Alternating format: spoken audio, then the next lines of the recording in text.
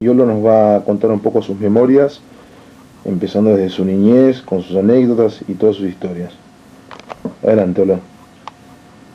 Bueno, yo soy Horacio Frías Pazman. Nací el 5 de febrero de 1909 bajo el signo de Acuario. Mis padres fueron Enrique Frías Caviró y Nelly Pazman Livingston. Nací en la calle San Martín 1232, que en esa época era contigua a la Plaza San Martín. Era un barrio bastante bravo, donde vivían muchos árabes y turcos. Mi padre era comprador de tierras del Ferrocarril Sud y no tenía una situación financiera muy brillante, razón por la cual fuimos a vivir a un petit hotel que no me gustaba nada por el ambiente en que se vivía. De chico tengo pocos recuerdos. Uno que me acuerdo especialmente era que la niñera me llevaba a la Plaza San Martín, que era cerca de casa, para que yo jugara ahí. Eso sería hasta los 3 años. Un día me acuerdo, en un descuido de la niñera, me escapé y la niñera no me podía encontrar. Fue desesperada a casa a buscar a la mamá y fueron a la plaza y no me encontraban. Al final aparecí de la mano de un hombre que me llevaba. Después de ese día, mis paseos a la plaza fueron siendo cada vez más breves y más controlados. Tengo un recuerdo muy especial de esa época, de mi tía Clemencia Frías de Williams, hermana de papá, casada con Pepe Williams, que fue uno de los fundadores de la casa Remate Williams, Guerrico y Williams, muy conocida en esa época. Ella tenía situación económica muy buena, no tenían hijos, y yo era su ahijado. De manera que a mí me mimaba mucho, y yo era como si fuera el hijo de ellos. Me venía a buscar en su Renault, un coche Renault chiquito que tenía con su chofer. Íbamos a Palermo, al jardín zoológico, me regalaba ropa. Siempre me acuerdo de un traje y un tapado que tengo con sombrero de piel de oso que eran maravillosos. En fin, murió cuando muy joven. Yo calculo que tendría 10 años cuando murió.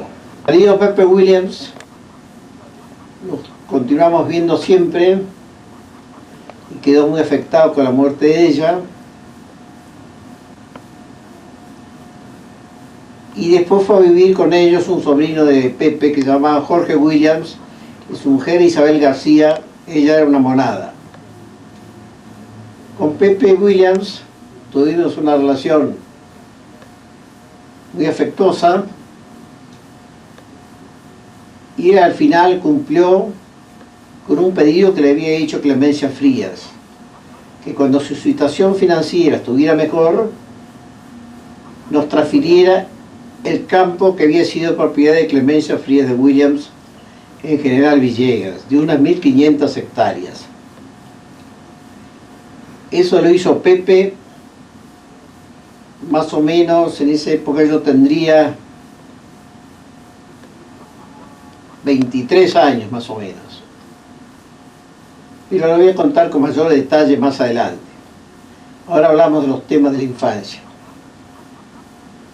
A los 4 o 5 años, Pepe Williams nos prestó un departamento en la esquina de Vicente de Posadas y Montevideo, en el primer piso.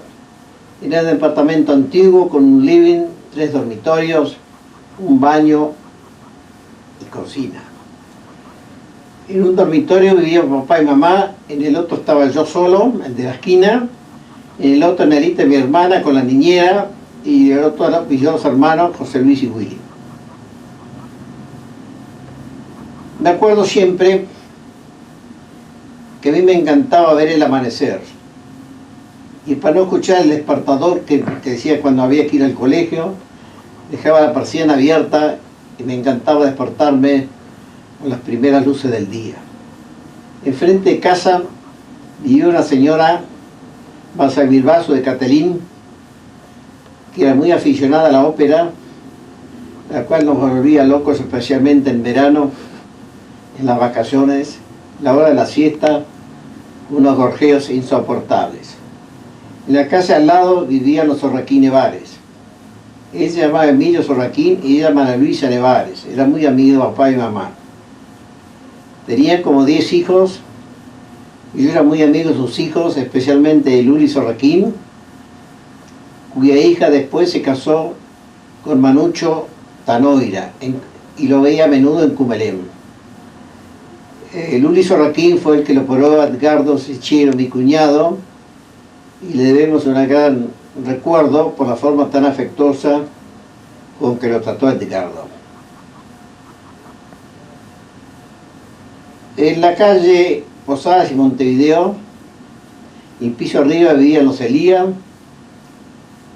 y abajo no me acuerdo cuál es otro nombre. Y en la casa al lado vivía Manuel Belgrano, con quien nos encontramos en el Colegio Champagnat, y fue presidente de la Asociación Argentina de Golf, y fue un gran campeón argentino de golf.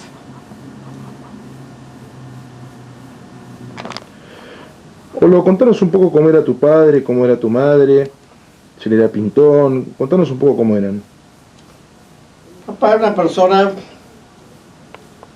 distinguida, flaco, morocho, le decían el negro frío a sus amigos. Mamá era rubia, con ojos celestes, muy bonita.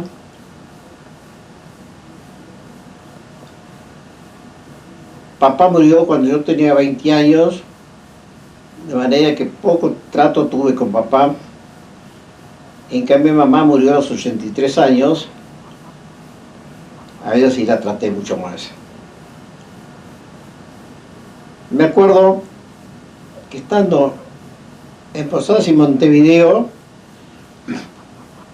a los 5 o 6 años me llevaron al colegio de la Santa Unión del Sagrado Corazón, en la calle Esmeralda, donde mamá era hija de María. Y me llevaron a una especie de jardín de infantes, que en esa época no existía, en la cual seríamos 5 o 6 en una clase,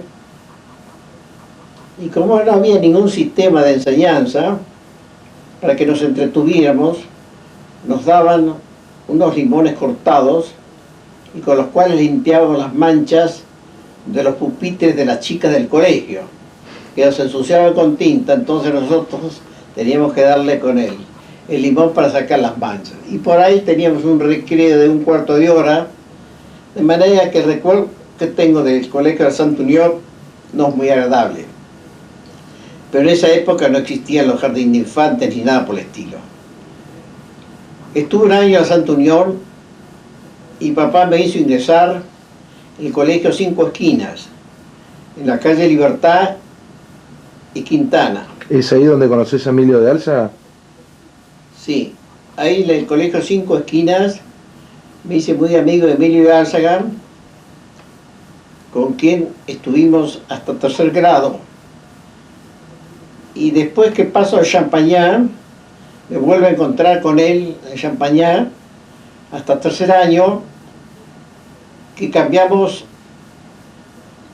Él fue al Colegio Nacional Central y yo pasé a la Escuela de Comercio, porque Champagnat había cambiado el ritmo de sus estudios. En el 5 Esquinas lo conocí también a Jorge Nochetti Campos, cuyos padres también eran amigos de papá y mamá. Nos hicimos muy amigos y después nos volvimos a encontrar en el Tigre, donde vivíamos también ahí juntos. Y después más adelante, en el año 63, siendo Jorge general, lo nombraron interventor en la provincia de Santa Fe y me pidió que yo le acompañara como ministro de Economía y Hacienda por un plazo de 3 meses. porque había que vivir y había que vivir solo allá, porque Elena se tenía que quedar en Buenos Aires con los chicos. En vez de estar 3 meses, estuvimos 18 meses. Me acuerdo sí mismo que en el colegio Cinco Esquinas, que estaba muy bien administrado, entre las chicas que habían, porque era mixto, estaban las 2 chicas de Pera Tonquist, una de ellas, Alicia, se casó con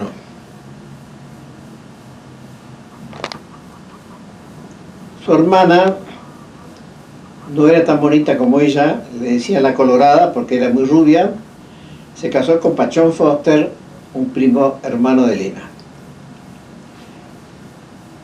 De 3er grado, del Cinco Esquinas, pasé al colegio Champagnat, mejor dicho, de 2º grado. Entré en 3er grado en el colegio Champagnat, que recién se inauguraba. Su socio fundador había sido Guillermo Moreno Güello, y el primer colegio fue en la calle Las Heras, esquina Rodríguez Peña. Pero posteriormente el colegio fue en la calle Montevideo, entre Arenales y Santa Fe. Yo entré en 3er grado y tengo el mejor de los recuerdos de ese colegio. Iba a la mañana, al mediodía volvía a casa a almorzar y a la tarde volvía a ir hasta las 5 de la tarde. Habían hermanos españoles y hermanos franceses que eran muy buenos profesores, y también profesor de gimnasia física, que era, me acuerdo, se llamaba Guillermo Rossi, que después resultó ser propietario del Club Cadete en Palermo. Y nosotros íbamos siempre a jugar al fútbol y a hacer gimnasia. La gimnasia del colegio era muy buena, a base de clavas, paralelas y todos equipos de madera. Éramos como 50 alumnos, entre los que yo volví a encontrar Emilio Álzaga, Guillermo Moreno Güello, con quien tuvimos una amistad muy grande hasta ahora, Salvador del Carril, Isaac y Chito Areco, primos hermanas de Elena, mi mujer. ¿Y Ernesto Estrada estaba hablando también? Ernesto Estrada, casado con Nelita, mi hermana, también era compañero igualmente con él, con Santiago Estrada, su hermano. Ustedes se siguen viendo ahora, ¿no? Los de Champagnat. Sí, Guillermo Moreno Güello es el presidente de la Sociedad de Exalumnos Champagnat y tiene la paciencia de invitarnos todos los años a la comida de exalumnos, a la cual concurrimos todos, y todavía el grupo nuestro se reúne particularmente en un restaurante en la calle Quintana, y somos 18 los que todavía estamos de esa época. Vos comentabas solo que te impresionaba que estaban todos canosos, gordos, pelados, ¿no? Sí, a veces nos querían sacar fotografías y yo me negaba, porque la verdad que éramos todos canosos, pelados, gordos, y realmente no era como para figurar en fotografías. Yo fui un estudiante normal, ni muy traga como dicen ahora los chicos, ni de los peores, estaba en el medio. Pero me defendía y pasaba todos los años. Del recuerdo Champagnat, y esto va para mis bisnietos, pues ya los nietos míos son grandes y son todos universitarios. Tengo un recuerdo que me pudo costar un dolor de cabeza muy grande, y se lo voy a contar. En esa época en el colegio teníamos un compañero que se llamaba Eduardo de Bari Brickman, a quien un día se le ocurrió tirar bombitas de mal olor en el colegio para que se armara un escandalete. Me ofrecieron a mí tirarlas, yo me negué porque no me parecía correcto. Entonces me propusieron que, como yo salía a almorzar, la comprara las bombitas y las tiraba Eduardo de Bari. Me pareció lógico, compré las bombitas, se las di a Eduardo de Bari, y Eduardo de Bari las tiró a las 3 de la tarde en pleno colegio. Fue un escándalo, un olor espantoso, todo el mundo salió disparando al patio y ahí se armó el tole tole. ¿Quién había tirado las bombitas? Empezaron las averiguaciones, por supuesto, llegaron a la aula nuestra, nadie sabíamos nada. Al día siguiente me llamaron a la dirección y preguntaron: tenemos la denuncia de que usted ha usted ha tirado las bombitas bajo el olor. No, yo no he tirado las bombitas bajo el olor. Doy mi palabra de honor que yo no he tirado las bombitas. Pero usted las compró. Sí, es cierto, yo las he comprado. ¿Y a quién se las entregó? No me acuerdo. No podía mentir y al mismo tiempo no podía denunciar al que me la hubiese hecho comprar. Con ese motivo, al día siguiente me llamaron y me dijeron: se va a su casa y venga a pasar mañana con su padre y su madre, y queda suspendido por una semana. Fue el primer suspendido que hubo en el colegio, así que eso significó un gran alboroto. Llegué esa noche a casa, era el 31 de mayo, era el día del cumpleaños de mamá. Estaba mamá con todas sus hermanas, sobrinos, y era un ambiente de una gran alegría. Y yo tenía que decirle que me habían suspendido por una semana. Al día siguiente no tuve más remedio que decirles a la mañana que me habían suspendido y que ellos tenían que ir al colegio. Fui al colegio con ellos, con el hermano Sixto, me acuerdo que era el director. Me volvieron a preguntar y yo dije que yo les había comprado la bombita, pero yo no las había tirado. No me insistieron más, pero me pasé una semana en casa en cama, sin luz en el cuarto y a pan y agua. Las penitencias eran muy bravas en esa época. Claro, que yo a la época de almorzar y a la época de comer, cuando estábamos papá y mamá en el comedor, yo me escapaba a la cocina y ahí a contrabando me daban de comer. Pero tenía que pasarme todo el día con el cuarto a oscuras. Al fin volví al colegio, donde me recibieron muy bien, pero yo siempre tuve el recuerdo de que yo no había posido correctamente, porque era una broma de mal gusto que realmente no significaba nada para mí, sino un triste recuerdo. Por eso se lo digo, a la mitad del tercer año vino una resolución del Ministerio de Educación diciendo que se cambiaban los planes de estudio.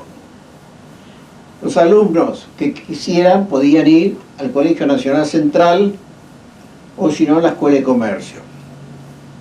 Papá, aconsejado por Augusto Marcó del Pont, que era el profesor de la Escuela de Comercio, lo entusiasmó para que me inscribiera a mí en la Escuela de Comercio.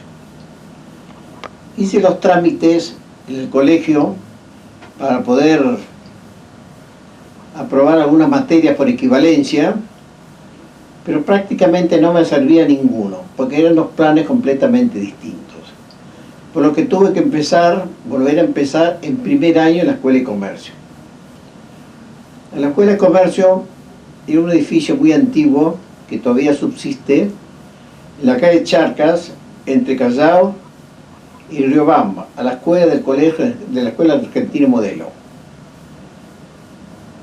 Entraba a las 8 de la mañana y salíamos a las 12:15. En esa época yo no vivía ya más en Buenos Aires. Nos habíamos mudado al Tigre, pero eso lo voy a explicar posteriormente. Por lo tanto tenía que tomar un tren a las 7 de la mañana para poder llegar a Buenos Aires 8 menos cuarto e ingresar al colegio. En el colegio aprendí bastante y tengo recuerdos muy gratos del colegio. Lo que no me fue bien, me acuerdo como fuera hoy, me fue con el doctor Dag Olenberg, Dag Ollenberg era profesor de botánica, era director del jardín zoológico y era un especialista en la materia. Venía al colegio en un coche Victoria tirado por un caballo, porque era hombre de costumbres muy conservadores. Y en una de las clases me había llamado el director, que era el doctor Wenceslao Udar Pilleta, para designarme delegado del colegio hasta los problemas de deporte de los colegios secundarios. Ese día me llamó Udar Pilleta, que quería hablar conmigo, y yo fui convencido que no hacía nada malo. Me ve Dag Ollenberg en la lista de los alumnos, que en su mayor parte eran judíos, y ve un hombre que le era conocido, Horacio Frías, y pregunta: Horacio Frías, presente, le contestaron. ¿Dónde está? Está con el director, que lo llamó el director del colegio.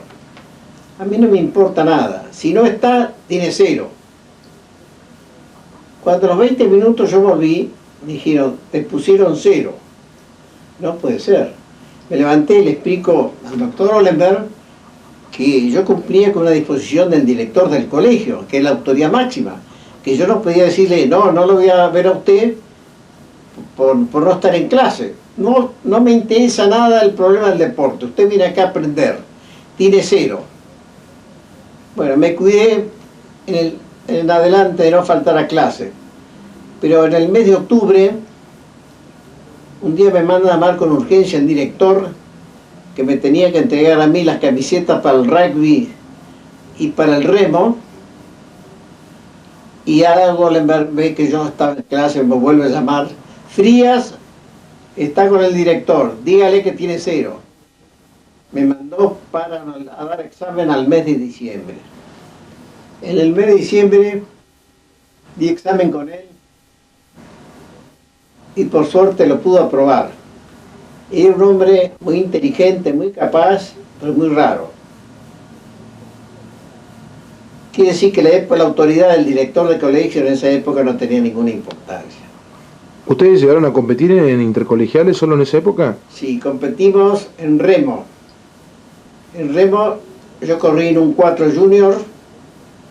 Me acuerdo que el stroke era el Sueta, Marcelo Mandiá. Yo iba de 2 y de BAU no me acuerdo quién iba. Ganamos la regata con un bote que nos había prestado el club, la regata La Marina.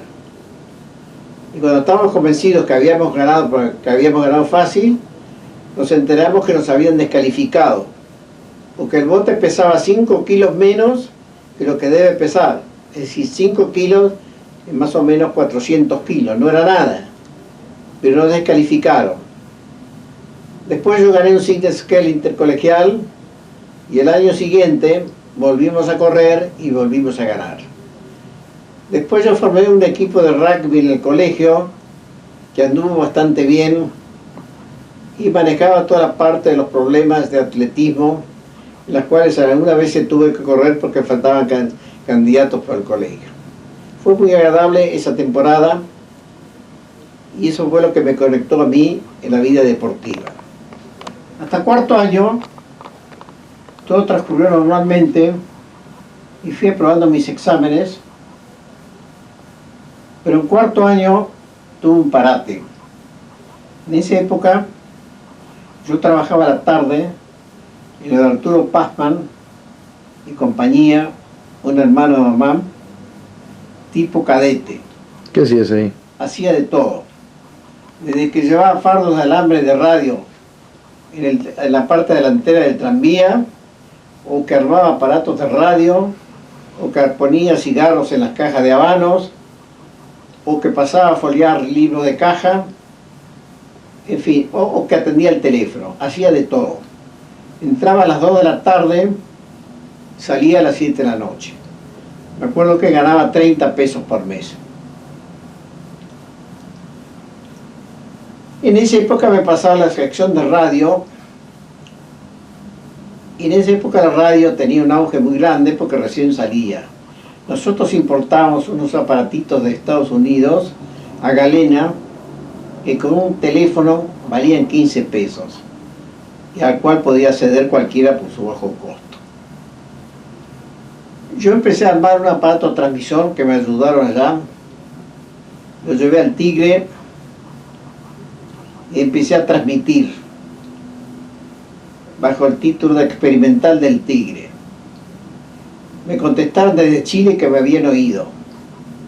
Era un aparato muy primitivo, de manera que llegara hasta Chile algo extraordinario. Eso me entusiasmaba y yo me dormía a las 2 de la mañana y el día siguiente tenía que levantarme a las 6:30 para tomar el tren de las 7 de la mañana. ¿Qué pasó? Que muchas veces me quedaba dormida porque dormía muy pocas horas y me quedé libre en el colegio. Llega tarde al colegio y cuando uno llegaba tarde al colegio lo ponía en falta. Me entró una desazón grande y le dije a mis padres que yo no quería seguir estudiando, lo cual les dio un gran disgusto. Poco a poco se me fue pasando la calentura con el aparato transmisor, volví a recapacitar y pensé cuál sería mi futuro, que no era muy halagüeño. Como yo no podía dar libre en el colegio, pedí pase en la escuela de comercio número 3 en la calle Cucha Cucha y Gaona, donde podía dar examen de libre a la noche, porque si no a la mañana no había caso en el otro colegio. Empecé a dar examen de cuarto año en la escuela de comercio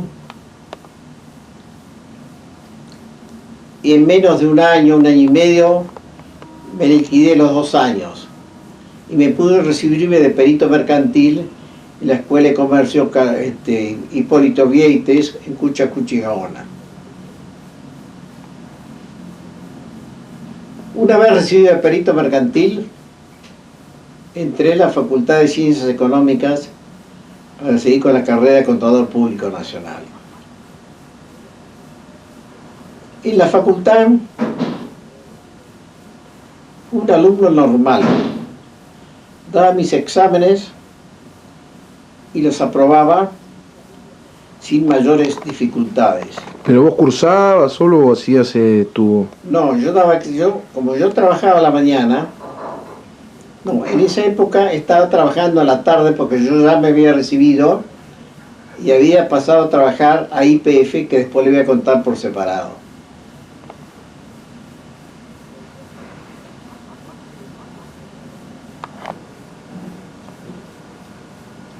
Me acuerdo que mi primer examen que di en la Facultad de Derecho Civil estaba bien preparado.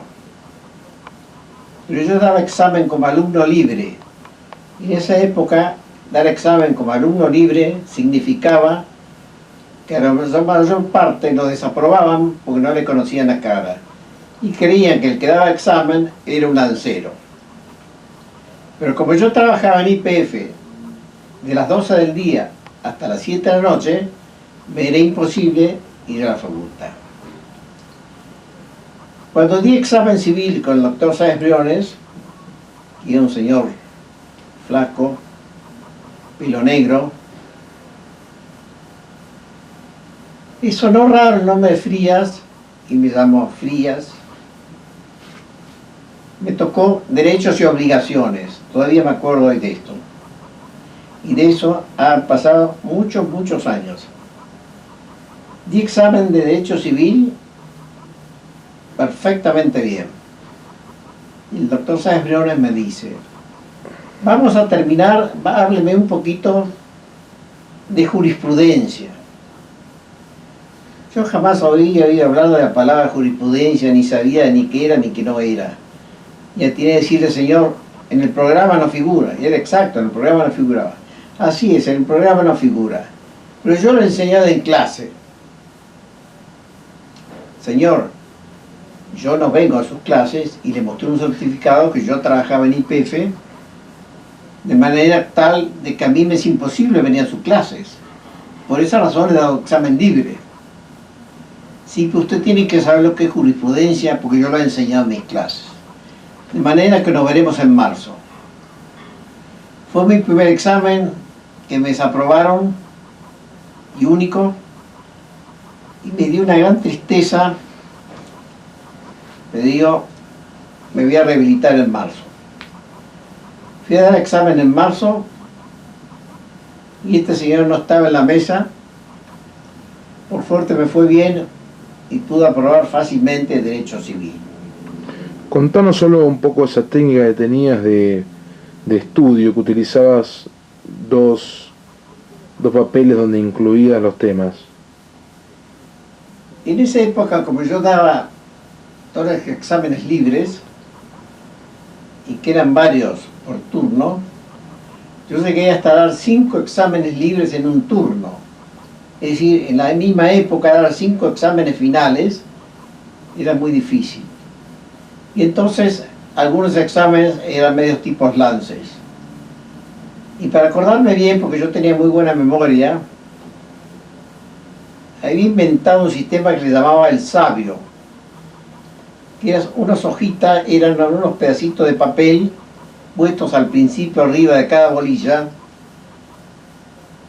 y que decía lo que empezaba cada bolilla, para poder acordarme bien de las cosas.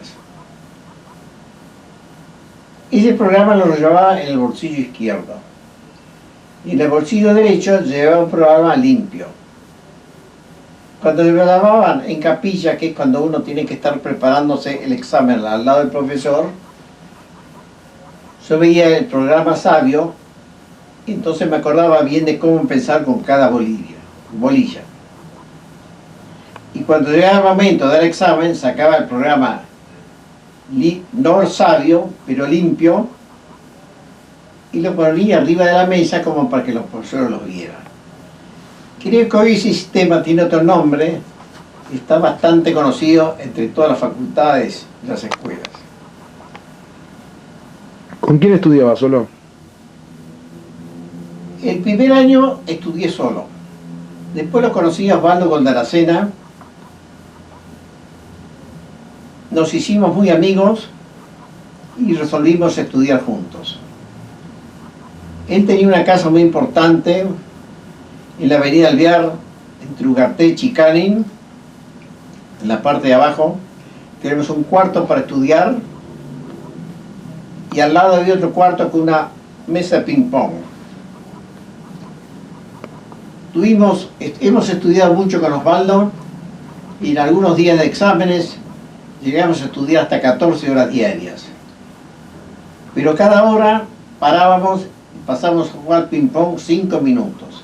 A los 5 minutos, cualquiera fuera el resultado,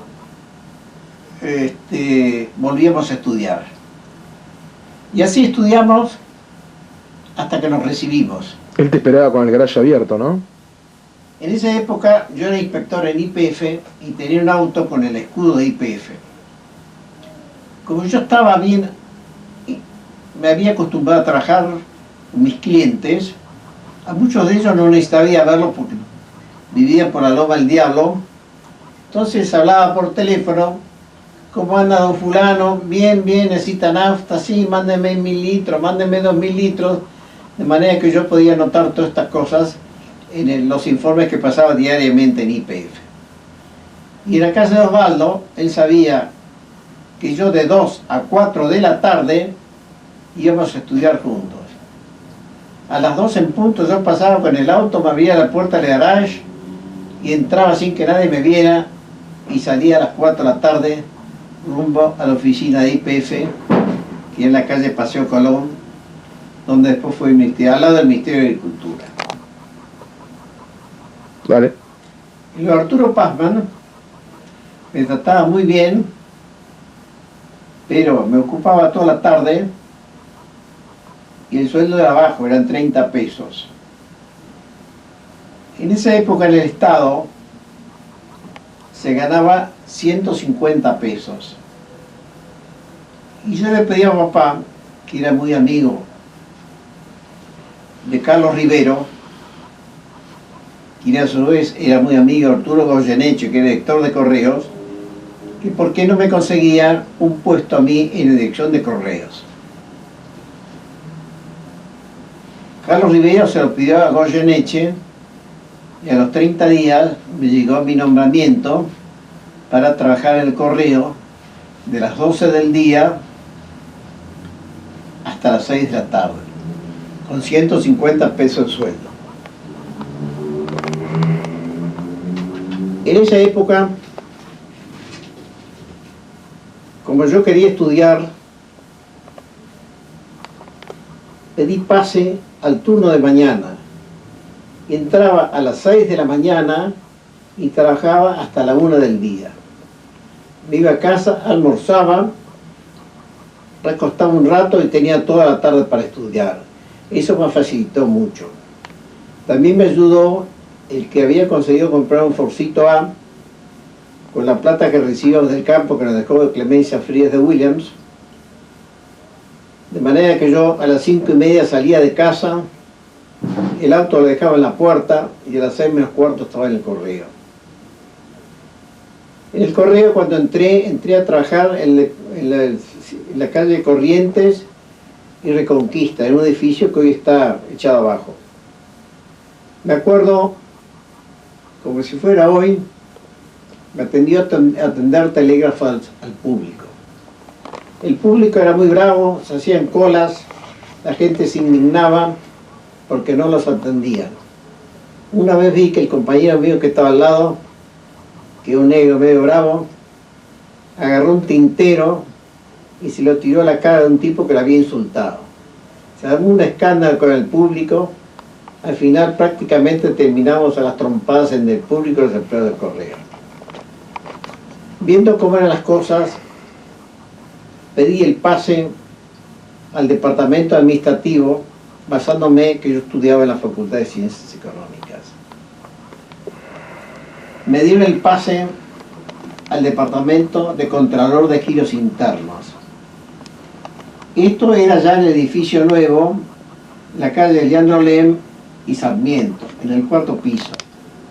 Eran oficinas enormes con unos pupitres muy altos, donde se llevaban los registros de giros internos que se emitían y que se pagaban. Y había que ver si se habían pagado bien o se habían pagado con diferencia. Al principio me dieron un distrito muy chico, lo hice bien, me dieron otro más grande, lo hice bien. Al tercero, el más grande, yo vi que ya me tomaban de candidato. Pero en fin, había que seguir trabajando y lo hacía. Éramos 150 empleados. De los 150 empleados serían más o menos 30 hombres y 120 mujeres. Las mujeres eran de toda calidad y distintas edades. Había desde chicas jóvenes hasta mujeres muy viejas. La mayor parte eran mujeres muy viejas, mañosas y llenas de problemas. El jefe, que se llamaba Daniel Sánchez, era un hombre muy bien. Un día me llamó y me dijo: Frías, usted es el único que no es un baboso entre todas las mujeres. Y lo voy a llamar mi secretario. Era muy importante el cargo de secretario del jefe, porque uno tenía autoridad sobre los 150 empleados. A todo esto... Pero... quiero hablar con vos. Sí. Bueno. Hola. ¿Qué hace, papá? Bien, acá estamos con el doctor grabando. Estamos grabando con el doctor. En video. Estamos grabando la foto, ¿viste? La estamos filmando. ¿Qué haces, bien? ¿Qué decís? Ajá. ¿Está bien? ¿Todo bien, por suerte, vos? ¿Estás con exámenes? ¿Todavía no? ¿Qué vas a hacer con el verano? Yo lo confirmé. Firmaré en febrero. Sí. ¿Vos? Richie va en enero. Richie va en enero. ¿En enero? Ajá. Está bien. No me siento bien, tengo que estar recostado. Me voy a quedar acá 20 minutos más, me voy a misa. ¿Qué tenés? Voy a socorro. No sé si me otro muchacho para comer. No sé qué. ¿Mañana qué haces? ¿El que tuviste esta tarde? ¿Te vienes a comer a casa mañana? Viene bien. ¿Te vienes a venir a comer a casa? ¿Eh? ¿Arreglamos entonces? Te espero en casa entonces mañana. Y vente a las 9, le decimos a Juana, dale, compras unas pizzas. ¿Eh? Listo, pibe. Un abrazo grande, ¿eh? Chao. Hola, mami no quiere salir, la gente va a pensar que sos viudo. Y bueno, que piensen. Después te vamos a hacer un día que te arregle, que esté bien. No, Sí, no, un día tenés que aparecer, por lo menos dar la cara, mami. no, si ya hay fotografía, ya con eso está bien. Bueno, ahora tenés que contar la forma de trabajo. Guarda, mami, que salís una volteada, ¿eh? Gracias. Ah, que esté en la dormir, pero que se puso a sacar la ropa de verano y recién terminó. Y acá hay que empezar mañana también.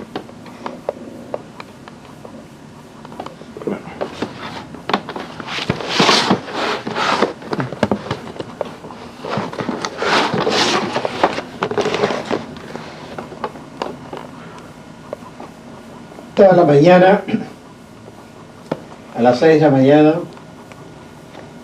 tiene mi escritorio, abrí el cajón y dentro del cajón venían los libros de estudio. Al principio leía el diario más o menos media hora. Después me ponía a estudiar hasta las 8 de la mañana. Todo el mundo creía que yo estaba trabajando porque ponía la mano en la cabeza y miraba hacia abajo donde estaban los expedientes. Pero la verdad es que yo estudiaba. A las 8 me iba a desayunar y después hasta las 10 seguía estudiando.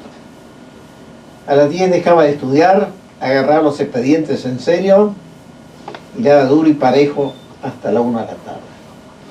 Cuando entraba el jefe, que llegaba a las 11 de la mañana, me veía a mí trabajar intensamente, de manera que yo tenía un concepto de muy buen empleado. La verdad que este trabajo me ayudó a mí para poder estudiar qué es lo que a mí me interesaba.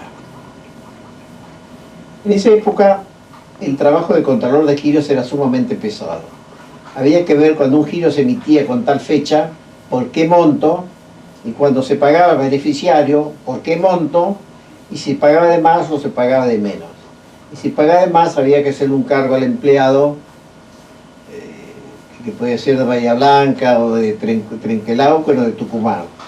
Y había que hacer un débito. Y había que hacer un expediente, todo escrito a máquina, a mano, escrito a máquina, la cual se le intimaba el pago de 20 centavos que le había equivocado.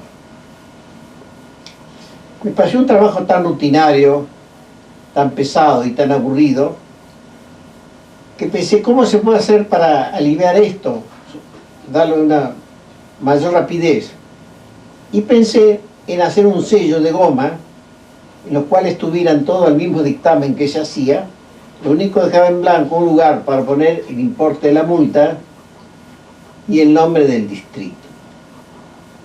Hice el sello en un negocio a la vuelta del correo, se lo mostré al jefe, le expliqué cómo eran las cosas, y le pareció que era una maravilla porque eso iba a aliviar el trabajo en un 30 o un 40%. Me dijo, bueno, vamos a llevárselo al doctor Pan, que era el director general del sector administrativo, de quien dependíamos nosotros. Al rato vine con una cara de preocupado y me fue mal, me dice. ¿Por qué? Porque el doctor Pan cree que este asunto que usted ha hecho es una falta de respeto para el correo y que tenía que haberle consultado a él antes de haberme puesto a hacer este trabajo. Y entonces está suspendido por 3 días. Pero es una injusticia si lo que yo estoy haciendo es para un beneficio para el correo. Si no le gusta, no se hace y se terminó. Pero no es para que me suspendan, así es. Pero es muy caprichoso y se ha ofendido. Me dio un fastidio tan grande, porque yo consideraba que no había cometido ninguna equivocación o ningún error, que pedí autorización para ir a ver al director general de Correos. ¿Quién era, Olo? El director general de Correos en esa época, el doctor Rizo Domínguez, que era un auditor del ejército. Me concedieron la autorización y voy a la Secretaría Privada del doctor Rizo Domínguez, me encuentro con Mario Rueda, Yo no sabía que él trabajaba allá, era secretario privado del director de correos. Me dice, ¿qué te pasa? Le explico el caso, vení, vamos a ver a Rizo Domínguez, una barbaridad lo que te han hecho. Al ratito me hacen pasar a ver al doctor Rizo Domínguez, que es director. En esa época el director de correos era toda una personalidad, no es como ahora que uno no sabe quién es el director de correos. El correo era muy importante. Paso a ver al doctor Rizo Domínguez, me hace sentar y pregunta qué me pasaba. Le explico lo que me había pasado, le muestro el sello que yo había hecho y le muestro un trabajo anterior. Le explico la diferencia en término, en tiempo, que hacía escribiendo a máquina y poniendo un sello se le daba una barbaridad. Si realmente me dice, se ha cometido con usted una injusticia. Sigo hablando, preguntándome qué hacía yo, si estudiaba, en qué estudios estaba.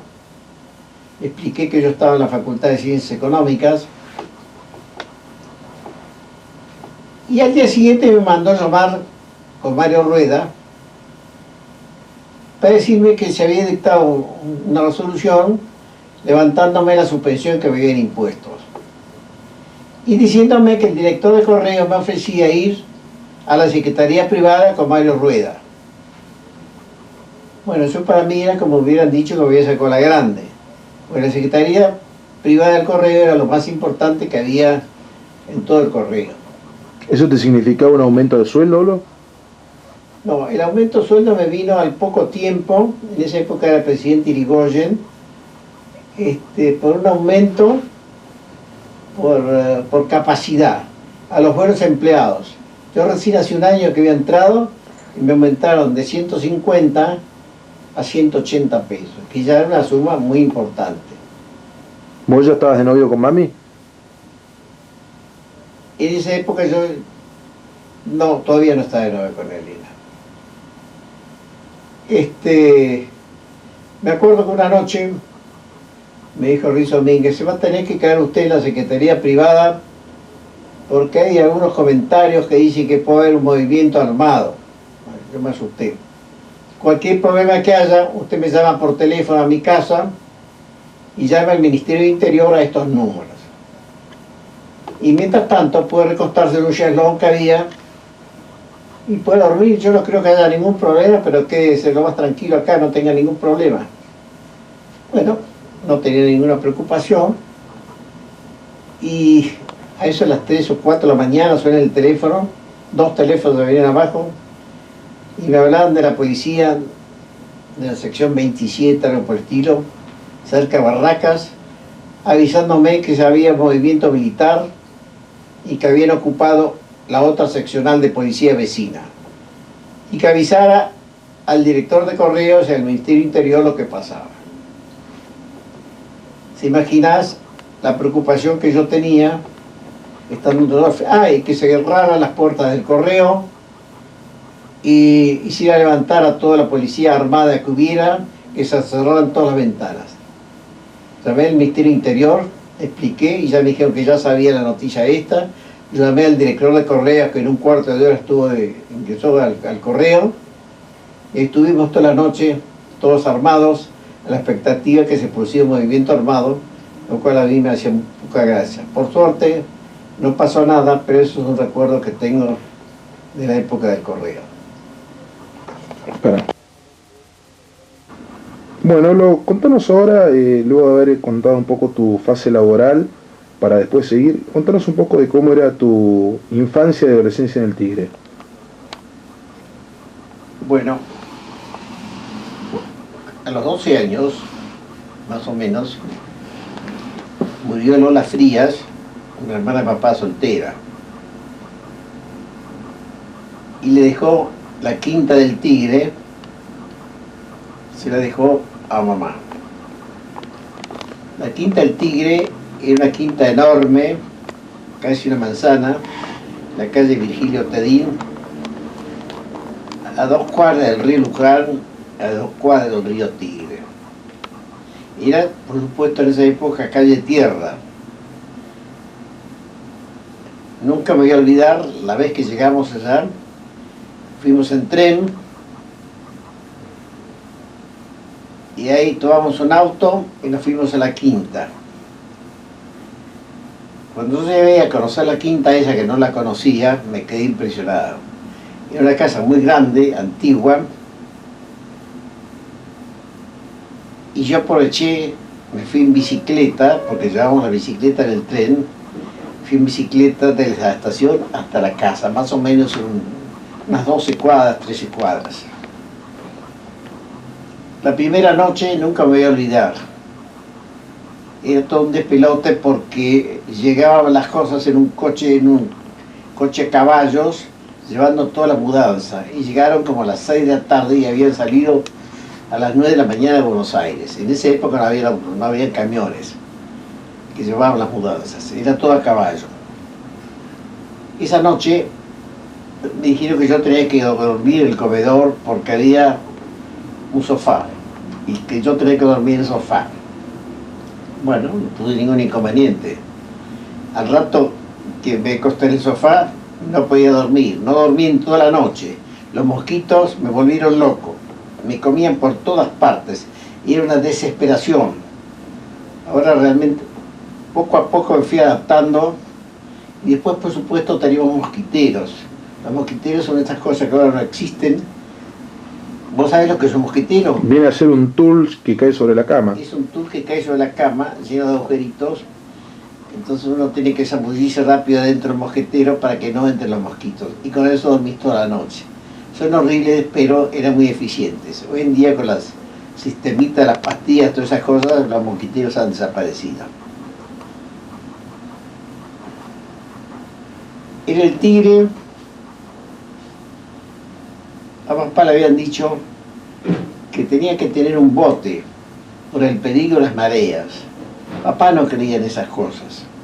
Pero tanto lo dijeron, compró un bote muy chico. Le dijeron que lo atara en un árbol, porque si venía la marea, el viento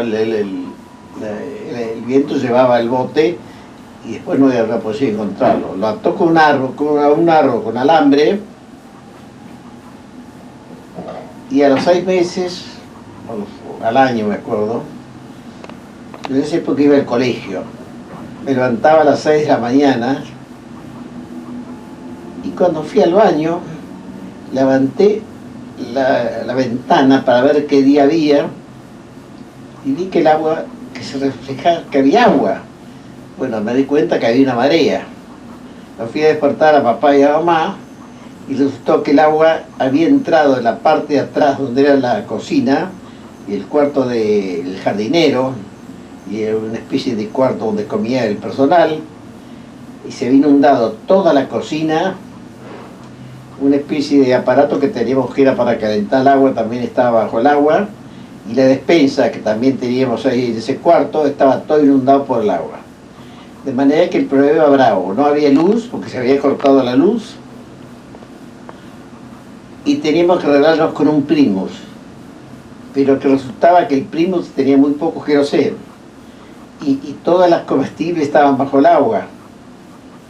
Entonces me tuve que largar el botecito ese, pero el bote cuando nos fuimos a ver se había roto el alambre por la fuerza de la corriente y estaba en la mitad de la quinta, habrá 50 metros de la casa. Flotando. En esa época me acuerdo, yo tendría unos 14 años. Y papá me dijo, te vas a tener que tirarte al agua para agarrar el bote y traerlo hasta acá. Claro, papá tendría en esa época 45 años y yo tenía 14, de manera que yo era el candidato para ir a buscar este bote. Era el mes de julio, hacía un frío espantoso y me tuve que tirar al agua nadando hasta agarrar el bote. ¿Había mucha correntada, Olo? No, no había mucha correntada, pero que sí hacía un frío espantoso. Nunca me voy a olvidar. Agarré el bote y lo traje nadando, yo tirando de la soga del bote hasta la escalera donde esperaban papá y mamá. Papá me metió un vaso me acuerdo, de coñac, porque yo estaba lívido y tiritaba del frío que tenía. Y después me metieron en la cama. El segundo acto era peor que el primero. había que ir a un almacén que quedaba a unas 2 o 3 cuadras, que estaba sobre el pavimento, la única calle con pavimento que había en el Tigre, y fui remando, había mucha corriente, y al llegar a la esquina del almacén, estaba a media cuadra del río Tigre, la corriente que llevaba al río Tigre era brutal, y me vencía la fuerza que yo hacía con los remos, y corría el peligro de ir a parar yo al río Tigre y que la corriente me llevara a no sé a dónde. Y era muy peligroso. Y me acuerdo que de una casa en la esquina, que era un señor Saldías, me tiraron un lazo, y con el lazo lo até al bote, y me arrastraron con el bote hasta la casa de ellos. Bueno, a todo esto yo estaba empapado, me dieron ropa, pude sacar el agua del bote y me ayudaron para ir enfrente a comprar las provisiones. Compramos querosén, me acuerdo que nos juntaron por el primo, fideos, pan, todas esas cosas, y emprendí la vuelta a la quinta, que fue bastante brava por llegar por la corriente que venía del río Luján. Nosotros estábamos entre dos ríos, entre el río Luján y el río Tigre. Y el río Luján era mucho más fuerte y tenía una correntada bestial. Cuando llegué a la quinta, pasé con el bote arriba del cerco, para que se den cuenta la altura que tenía la marea. El cerco prácticamente no se veía. Bueno, llegué a la casa y llegué como el Mesías. Y con eso pudimos hacer funcionar el Primus. Me acuerdo lo hacíamos andar en la cocina, ¿cómo se llama? En el living. No, en el comedor había una chimenea y ahí hacíamos andar el Primus. Así estábamos y con unas velas. Era un cuadro tremendo, trágico parecía. Al día siguiente, por suerte, llegó Alberto Hernández, un amigo papá, en un bote del Buenos Aires Rowing Club, y nos trajo más comida, y a los 2 días se restableció la luz y ya era otra cosa. Empezó a bajar la marea, y después había quedado todo lleno de limo, o sea, el barro de la marea, que era un espanto. Había que empezar con la manguera a limpiar y a trabajar todo.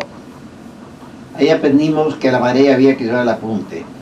Ese episodio de la marea se repitió varias veces. No en esa altura y esa intensidad. Pero cuando se venía el agua, mamá me llamaba por teléfono donde yo trabajaba, de Arturo Pazman, venite que hay marea, y comprar provisiones. Y yo tenía que llegar, sacarme los pantalones, y llegaba en calzoncillos hasta la casa dentro del agua, chapaleando en el agua. Bueno, eso fue la parte trágica en el Tigre. Me acuerdo además, el sistema de electricidad, los cables de electricidad estaban arriba de la casa. Y con el viento, las hojas, que había árboles enormes, se iban arrinconando sobre el techo, que el techo es zinc, y se tapaban las alcantarillas. Y papá me decía, anda a destapar las alcantarillas porque está pasando el agua a los dormitorios. Y yo me tenía que ir y destapar las alcantarillas con el cable eléctrico a 20 centímetros arriba de mi cabeza. Si me agarraban los cables eléctricos no contaba el cuento. De manera que esas son las cosas desagradables. Poco a poco me fui adaptando. A la mañana me levantaba a las 6 y tomaba el tren de las 7 de la mañana que llegaba a Buenos Aires. Y ahí me iba a la Escuela de Comercio donde estudiaba. Me iba en bicicleta y dejaba la bicicleta en el Buenos Aires Rowing Club que quedaba frente a la estación. El recuerdo más agradable del Tigre que tengo es el Buenos Aires Rowing Club. A los 15 años, papá me hizo socio del Buenos Aires Rowing Club y me presentó a Carcamán Castro Madero, que era el que enseñaba a remar a los gorriones, como le decían a los chicos. Ahí conocí una cantidad de amigos, que fueron amigos míos de toda la vida, un grupo de gente macanuda, y me hice muy amigo de ellos y empecé a aprender a remar. Remábamos en los novicios, que eran unos patachotes de madera, con tolete fijo y sin asiento corredizo. Y con eso se aprendía a remar. Como decía Carcamar, para que te pelees el que te dije. Y era así. Posteriormente empezamos a salir en clinker, que eran con asientos corredizos. Empezamos a correr regatas en clinker. Y después, cuando ya sabíamos remar bien, pasábamos a remar a Shell, que eran los botes de regata oficial, que eran muy finitos y muy peligrosos. Era muy fácil darte vuelta con él. A mí me gustó el Shell, el single scull, que sí, que remaba yo solo. Era muy difícil porque si llegabas a cansarte y se te iba una mano, te ibas al agua. Me fui varias veces al agua, pero aprendí a no irme.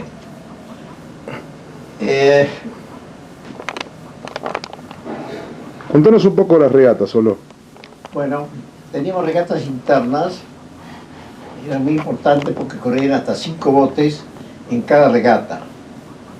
Gané varias regatas de estas, ganando en single scull, gané también un 8 y un 4 junior.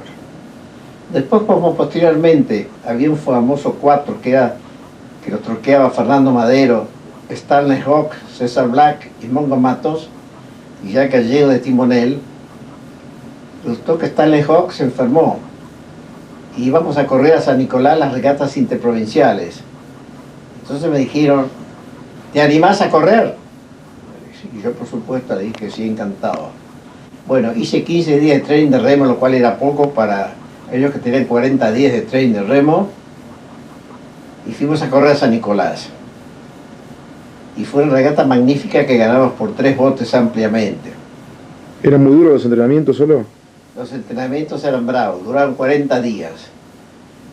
Salíamos a la mañana, a las 5:30 salíamos a remar con frío, dormidos, y había que cinchar y darle duro y parejo hasta San Fernando.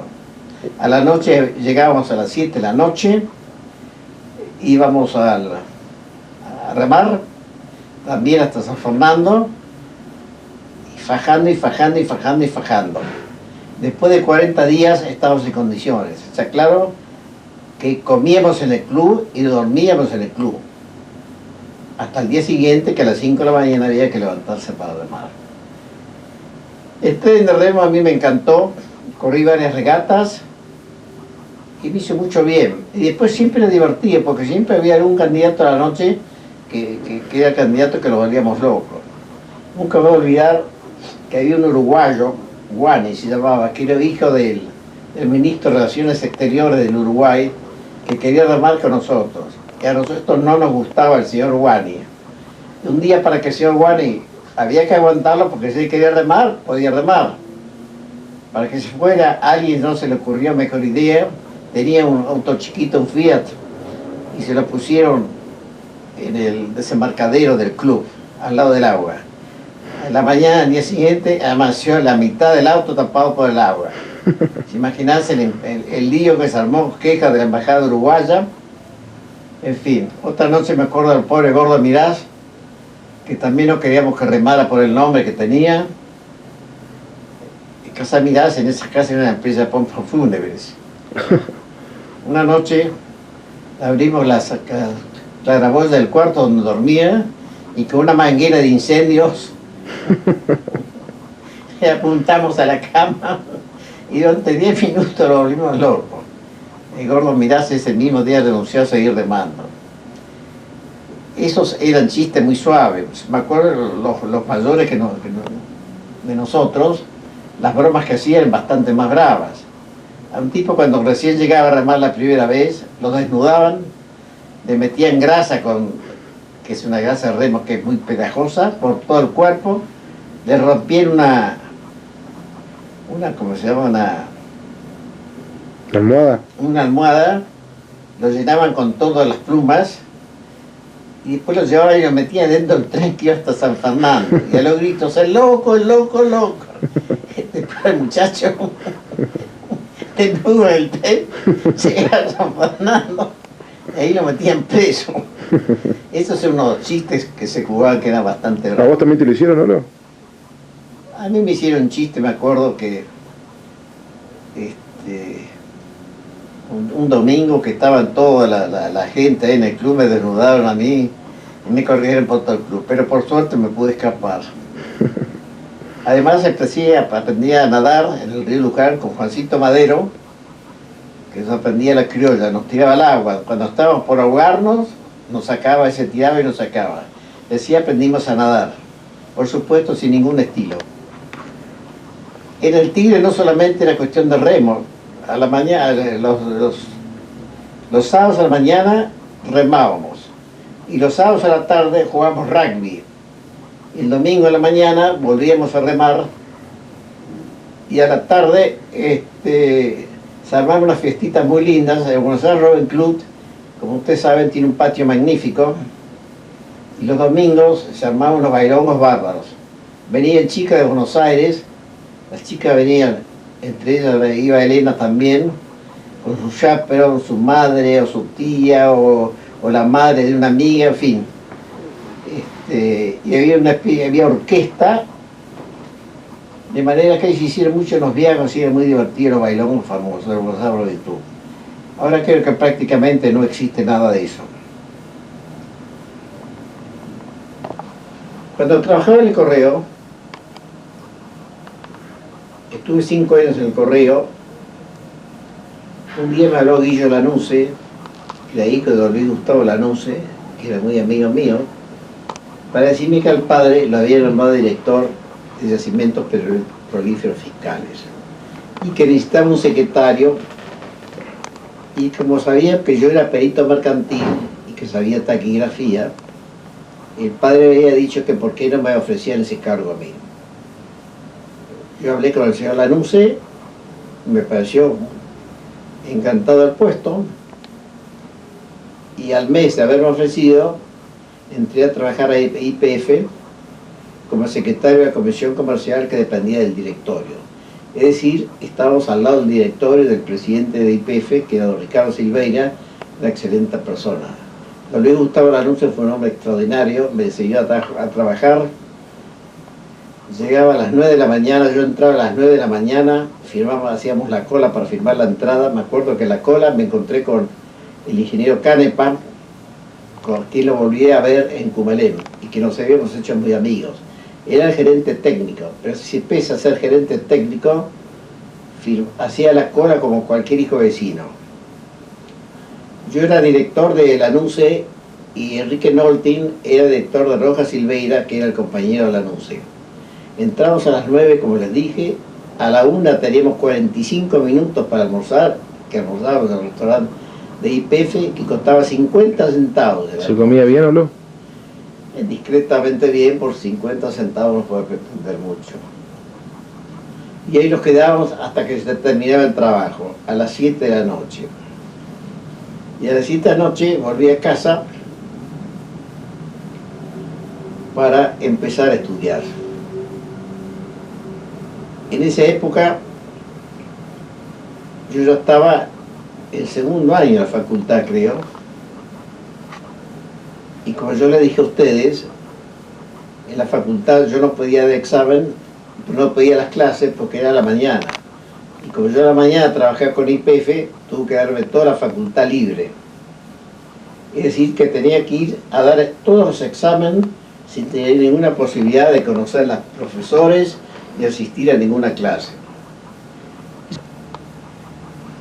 Con don Luis Gustavo Lanuse estuve 4 años como secretario de él en el directorio.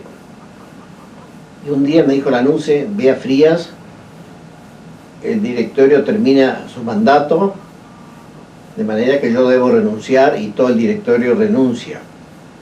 Y va a venir otro directorio. Y creo que al próximo director que venga le gustará traer su secretario. De manera que usted tiene que ir pensando a dónde quería trabajar. Yo le dije que quería trabajar a inspección de ventas, es decir, vendedor de nafta. Y dice, pues tú no estás de acuerdo con su carrera. Sí, le dije, pero con eso me va a permitir hacerme alguna escapadita para poder estudiar. No está muy bien que le diga, pero el fin es bueno. Bueno, me parece bien. Me nombraron inspector de ventas en la capital. El jefe era Emilio Aldao, excelente tipo, y al principio tenía que hacer todas las ventas a patacón por cuadra, en toda la capital. Era vendedor industrial, es decir, yo vendía a empresas, no a los garajes.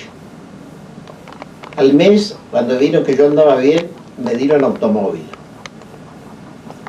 Era un Chevrolet viejo, y a los 2 meses nos cambiaron a todos y nos dieron un Chevrolet nuevo, lindísimo. En ese interín me acuerdo que los 3 inspectores que trabajaron conmigo eran Ricardo Del Rico, Masó y George Newbery. Algo de... Eran las 3 personas, éramos las 4 personas conocidas, porque el resto de los inspectores eran todos ex vendedores de nafta, de garayistas, y todos relacionados con el ambiente de los garajes, otro ambiente completamente distinto. Nunca me voy a olvidar lo que le pasó a mis 3 colegas. El ingeniero Silveira tenía la costumbre, antes de volver a YPF a las 2 de la tarde, iba a la Costanera y se caminaba 8 cuadras y el chofer lo estaba esperando. Un día iba caminando y de repente vio que venían 3 autos disparando como locos. ¿Pero quién serán estos locos? Y le comenta al chofer, ¿no vio estos 3 animales como venían corriendo como locos en plena Costanera? ¿Usted sabe quiénes son? No.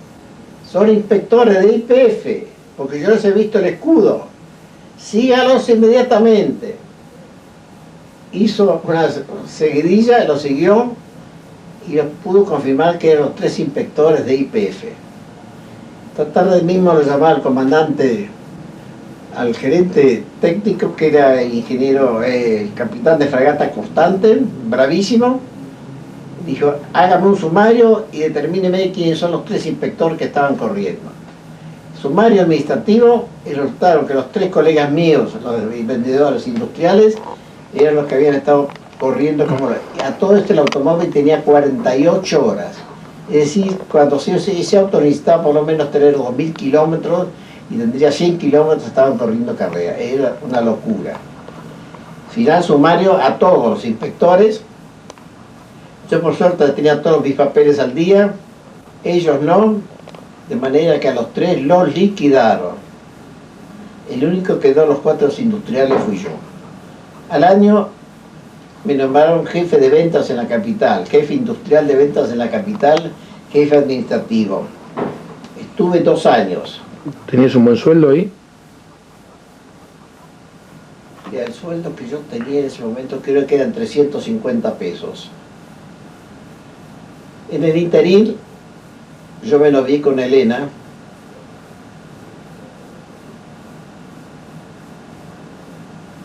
y en septiembre del 36, el 11 de septiembre, nos casamos. Y el asunto era ver si yo con el sueldo que tenía podía vivir. Por suerte, contaba con la renta de parte de un campo que Pepe Williams, casado con la hermana de papá, con Clemencia Frías, nos había transmitido. Eran 1500 hectáreas en General Villegas. Y teníamos una renta de 50 pesos más o menos. Y yo, pensando que 50 pesos no era ni más rico ni más pobre, después de 2 años, le dije a mis hermanos, yo creo conveniente vender el campo, cada uno tenga un capital y lo invierte como quiera, porque con 50 pesos más o menos no vamos a ninguna parte. Estuvieron de acuerdo, lo llevé la venta a la casa Lanusse, se vendió el campo y a mí tocaron más o menos 30.000 pesos. En ese interín, después del casamiento, mis suegros me invitaron a quedarme a vivir en la casa, porque Elena era la única hija, y arriba tenía un cuarto y al lado otro cuarto más chico, de manera que no había ningún inconveniente, hasta tanto yo pudiera comprarme un departamento como yo pensaba. Le acepté porque era gente muy agradable y me sentía muy cómodo, y yo prácticamente todo el día trabajaba, estaba afuera, y todavía a la noche tenía clases de contabilidad en la Escuela de Comercio, de manera que yo llegaba a las 12 de la noche a casa. y durante el día trabajaba todo el día de manera que prácticamente en la casa no estaba. Llegaba a almorzar y a comer. ¿Tuviste muchos años de novio, Olo? Estuve 3 años de novio. Y en esa época ya me pareció una barbaridad estar 3 años de novio haciendo parar el tiempo. Y no solamente 3 años de novio, sino estudiando continuamente, de manera que yo poco podía ir a salir con Elena. Y sábados y domingos me la pasaba estudiando. Con todo, iba a comer todas las noches a lo de Elena, y a las 11 de la noche mi suegra me traía una taza de té con galletitas. Era la hora de la partenza. Siempre en presencia de un chaperón, Olo, ¿no? Sí, el chaperón no estaba toda la noche, estaba en otro cuarto y nosotros estábamos en el living. Siempre había un chaperón. Ya, hablando de chaperón, te voy a aclarar que nunca salí solo con Elena estando de novios. Siempre salíamos con un chaperón. ¿Y le tenías que pagar al chaperón? No, generalmente alguien, o era una institutriz de alguna amiga de Elena, o era alguien de la familia, pero era muy mal visto que uno saliera con la novia. El primer día que salí con Elena fue el día que me casé por civil. Y la señora nos dijo, bueno, váyanse a casa, pueden irse solos, ya están casados. A todo esto supe que Néstor le pareció muy mal que yo hubiera ido solo con Elena el día que me había casado por civil. Eran costumbres de esa época, muy dictadora. Mientras tanto, ¿seguías trabajando en YPF? Mientras tanto, seguía trabajando en YPF. En el interín,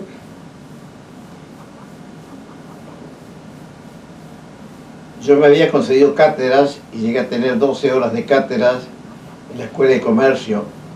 Primero fue en la Escuela de Comercio de Mujeres, donde me tocó ser profesor de 5º año con 45 chicas de 17 a 18 años.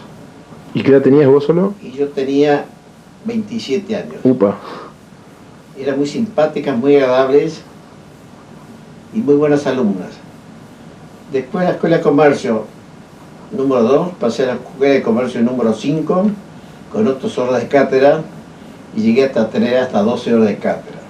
Parte de la cátedra la tenía a la mañana, a las 8 de la mañana, hasta las 10, y a la noche iba de las 10 de la noche hasta las 12 de la noche.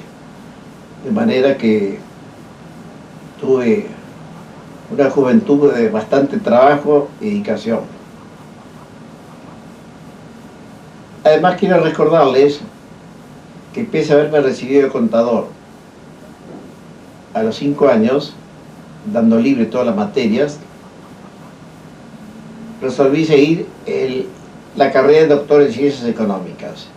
Hice el curso en 1 año, pero había que hacer la tesis. La tesis era un trabajo sobre un tema X, que el tema mío fue de costo De producción industrial. de producción industrial, que me lo había sugerido, entre paréntesis, el gerente general de YPF, porque yo quería escribir sobre petróleo y me dijo que yo no podía hablar sobre petróleo porque conocía muchas cosas que no podían trascender. Entonces me dijo, escriba sobre el costo industrial, que realmente no hay nada sobre el tema y es muy interesante. Era un tema muy árido, me costó mucho trabajo, no había libros en español, tuve que traducir libros en inglés y libros en francés. El único librito que había en español era de un doctor Lisdero, que lo aproveché bastante.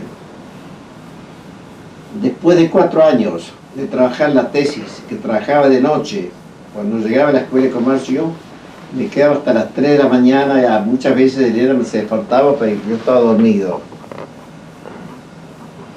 Presenté la tesis y saqué distinguido. Contá cómo fue que terminaste la tesis, Olo.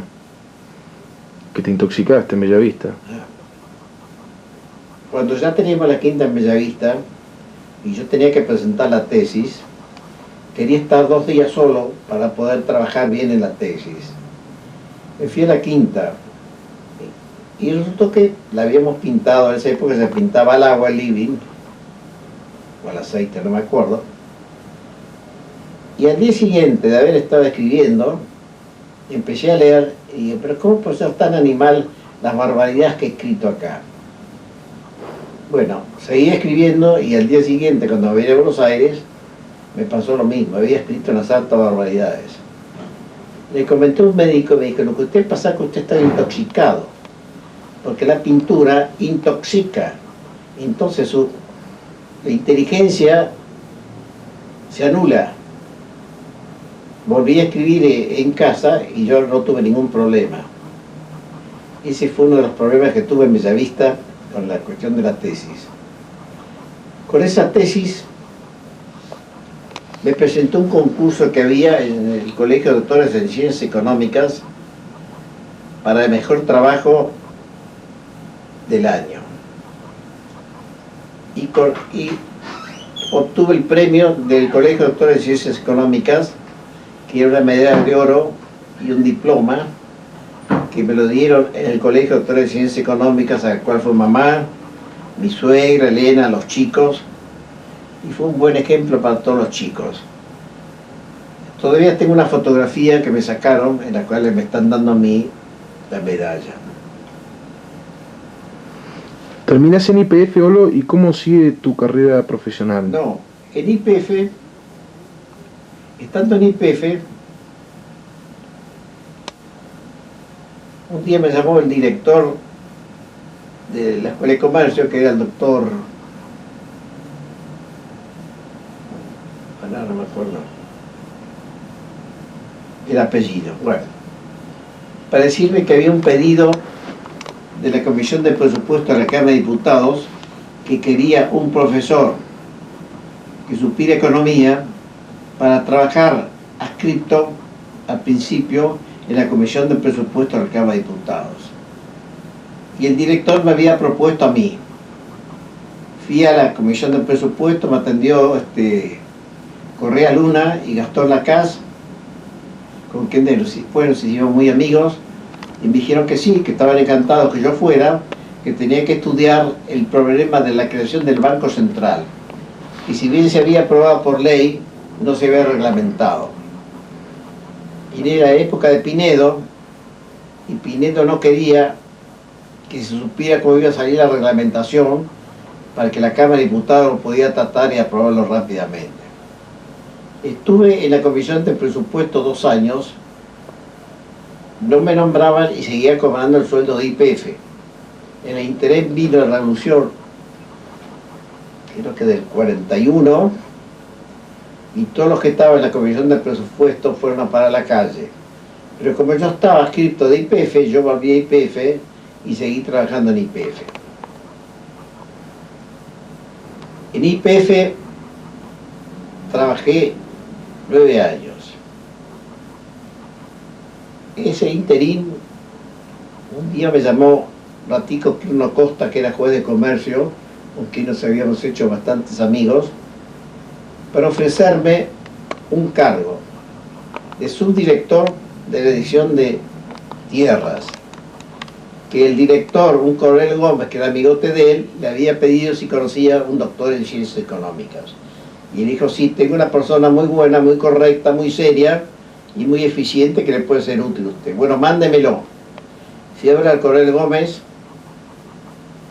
que era un coronel medio tipo nazi, le caí bien y me dice, bueno, lo voy a proponer al presidente para que lo nombre. A los 30 días me llegó el nombramiento de vicedirector de Dirección de Tierras, que era un cargo muy importante. La Dirección de Tierras tenía como 1000 empleados. En Dirección de Tierras estuve 3 o 4 años, hasta que vino Perón y renunció al director, y yo me quedé porque era un cargo administrativo el mío, pero a los pocos días de la presidencia me dejaron cesante por razones de mejor servicio. A mí me indignó esto. Me dijeron, si usted va a la presidencia y lo ve al coronel tal, él le va a arreglar y le va a solucionar el problema. Le dije, no, yo pedí favores, no voy. Yo tengo un cargo, lo he ganado por concurso y no voy a pedir favores. Entonces, en esa época formamos un estudio con Federico Peña, con Pipo Peralta Ramos, que era primo de Elena, y Raúl Arraras Vergara, y yo. Y hicimos el estudio en la calle Cangallo, al 561, que era un escritorio de Sadivina Echegaray que nos había prestado él a nosotros. Y en ese estudio estuvimos como un año, y un día, Bellavista.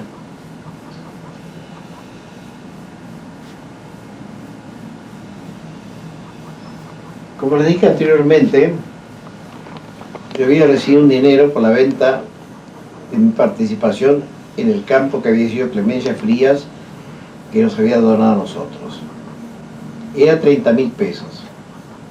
Y con Elena, como estábamos muy conformes en la casa y ellos estaban conformes con nosotros, resolvimos, en vez de comprar un departamento, comprar una quinta para poder ir a fin de semana e ir en el verano, pero no teníamos dónde ir.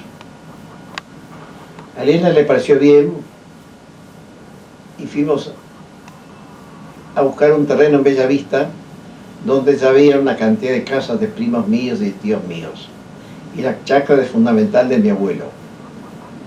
Y estuvimos viendo los distintos terrenos y nos pareció uno que había en la calle del colegio entre Surgó y Moreno. En la casa de la esquina vivía Raúl Pazman, que la había hecho hace pocos días.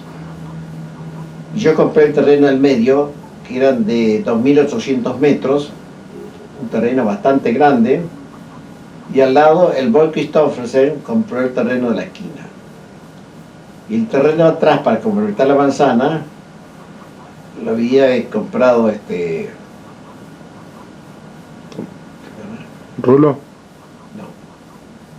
El BBC Morain, que era amigote nuestro.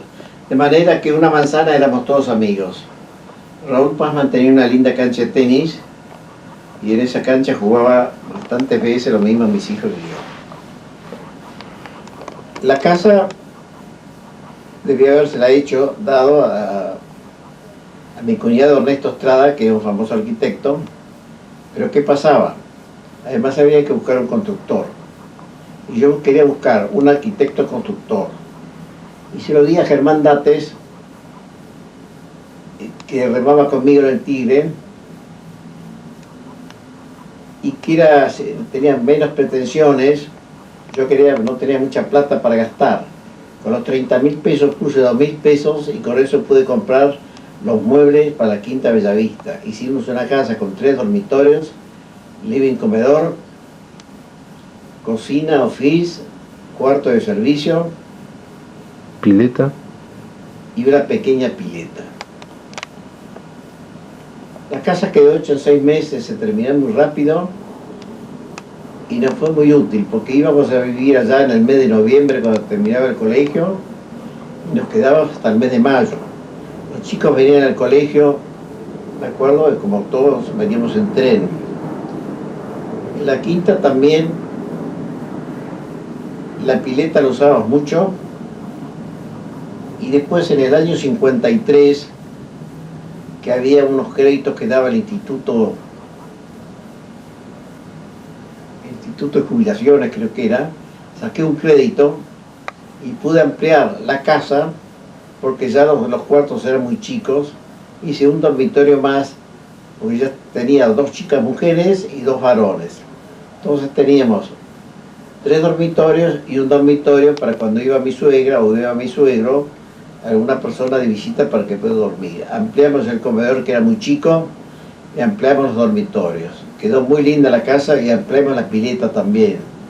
La pileta fue demasiado grande, era una pileta de 12 metros por 6 y costaba mucho trabajo para limpiarla porque en esa época no había los sistemas modernos que hay ahora para facilitar la limpieza. ¿Mami se bañaba, boludo? No, Elena no se bañaba. Porque Elena tenía un problema en un tímpano y si entraba agua le producía una infección. De manera que Elena no se bañaba. Después trajimos la estancia La Esmeralda, que eran unos hermanos, que se había vendido. Trajimos 3 caballos, hicimos una especie de caballeriza en la misma quinta, al lado de la casa del Boy Christoffersen. con todo el sistema de desagüe y limpieza. Y trajimos los 3 caballos, que eran caballos magníficos, y los chicos andaban continuamente a caballo y yo también salía a caballo, de manera que nos divertíamos y la pasábamos muy bien a Quinta Bellavista. Después, como yo les dije, había 12 casas de primos míos, continuamente teníamos cócteles y comidas, de manera que pasamos muy agradable. Con los caballos, los chicos salían mucho a caballo, hasta que el buen Christophe se me quejó que el olor que daban los caballos, él no lo podía aguantar, y me pedía que sacara los caballos. Desgraciadamente, legalmente tenía razón, y tuve que desarmar la caballeriza y vender los caballos. En el interín, en Bellavista, estuvimos, creo que 16 años. 16 o, bueno, 20 años. En esa época, al final de los 20 años, las cosas se habían puesto bastante bravas. Habían bastantes, se hablaba de los guerrilleros, y pasaban gente por casa que miraban por adentro de la casa despacito y que preguntaban a qué hora volvía yo. Y se hablaban de los secuestros, todas estas cosas. Pensamos con Elena que las cosas eran bravas y resolvimos vender la quinta e irnos a un country donde estuviera más protegido y más defendido. A todas estas cosas me acuerdo, y una noche que había ido a Freire a comer, Marester y Héctor, a la 1 de la mañana nos acostamos y sentimos que los perros ladraban mucho. Yo salí en pijama a ver qué pasaba y fui atrás, teníamos una pequeña huerta, y en el momento que yo llegaba a la huerta me saltó un tipo abajo de un árbol, era un ladrón, y salió disparando para la puerta de calle. a la puerta de calle. Yo lo gritaba, lo venía corriendo y ya estaba por agarrarlo, y pensé, ¿qué hago si lo agarro a este tipo? Tiene un cuchillo, me liquida un cuchillazo, de manera que lo dejé ir. Y eso fue la gota que desbordó el tarro. Resolvimos vender la quinta, y por suerte la pudimos vender porque era difícil de vender. José González de Jair Walker. Estuvimos 2 años sin tener nada, hasta que Ricardo, que había hecho una casa en el Country Club de Tortugas, y nos entusiasmaba para que nosotros compráramos un terreno y edificáramos ahí. Un día, estando en Perú, me llamó por teléfono para decirme que había visto un terreno magnífico y que costaba 20 pesos del metro, creo, que no era caro, a mí me parecía caro. Y dije, bueno, si te parece bien, compralo. Compramos el terreno, que era de 1500 metros,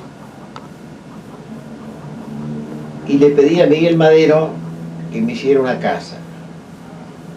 La casa que hizo Miguel Madero, una casa magnífica, y estaba considerada como una de las casas más lindas de Tortugas.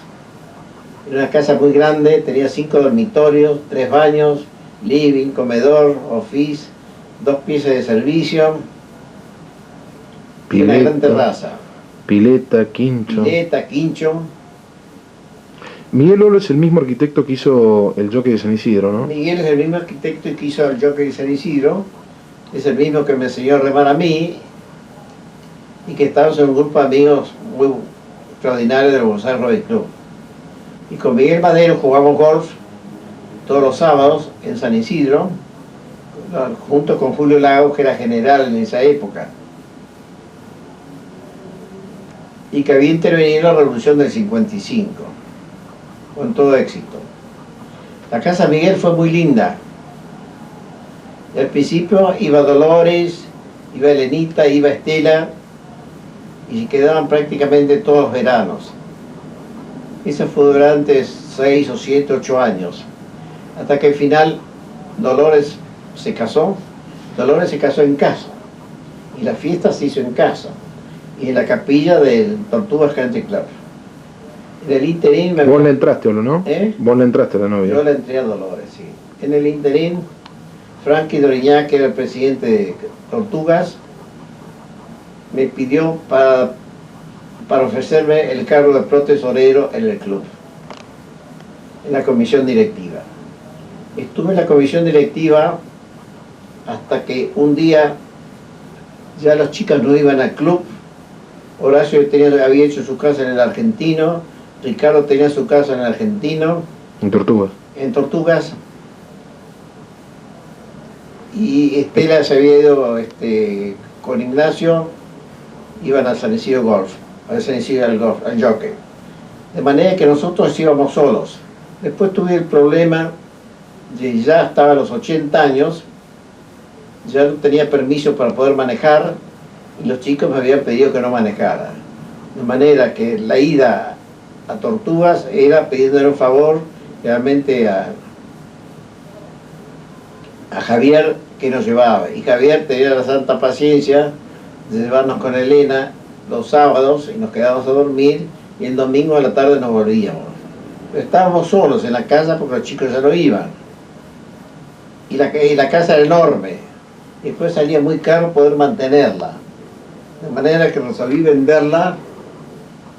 Isabel Madrazo, mi nuera, la pudo vender muy bien. De manera que estábamos muy contentos de habernos podido sacar una casa que era magnífica, pero que realmente no podíamos mantener en 3 casas. Esa casa, la de Cumelén y la de Buenos Aires.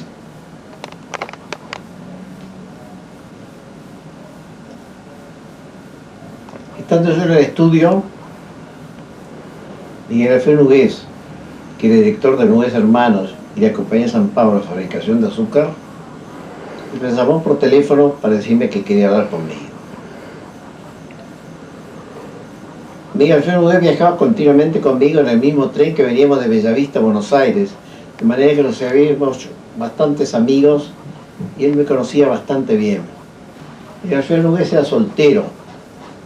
Su hermana era Magdalena Nugués, de Sorraquín, casada con Ricardo Sorraquín, que era muy amigote mío. Ese día fui a hablar con Miguel Alfredo y me ofreció primero ser síndico de la sociedad, porque el gerente había muerto y tenía la vacante de síndico. Hablamos como 2 horas y Miguel Alfredo me dice, mira, me parece con todo lo que hemos hablado que vos estarías en condiciones de hacerte cargo de la gerencia de Nugués Hermanos y del Ingenio San Pablo. ¿Te animás a aceptarlo? Yo sí, cómo no. Bueno, prepara un currículum y tenemos que mandarlo a los otros directores que estaban en Tucumán, que eran Máximo Nugués y Jorge Nugués. El director que estaba en Buenos Aires, Capallo Nugués, no estaba porque un mes antes había muerto la señora y él se había ido a Europa.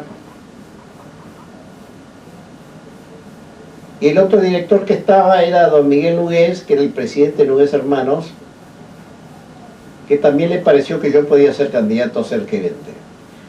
Eran 2 sociedades muy importantes y yo le dije, mira, yo de problemas de azúcar y de alcohol no entiendo absolutamente nada y de comercio tampoco, porque nunca he trabajado en esto. He trabajado en reparticiones públicas. No, no te preocupes, me dijo Miguel Alfredo. Yo creo que todos tenemos que aprender. Y creo que vos vas a poder andar bien y vas a poder ser un buen gerente. Al mes llegó el acuerdo de los directores de Tucumán, que les pareció muy bueno el currículum que yo les había mandado. Entonces quedé nombrado gerente de Nugués Hermanos y la compañía San Pablo de fabricación de azúcar. ¿Cuántos años estuviste ahí, Olo? Tuve 16 años. Al principio estábamos en un escritorio antiquísimo en la calle Sarmiento 381, entre San Martín y Reconquista.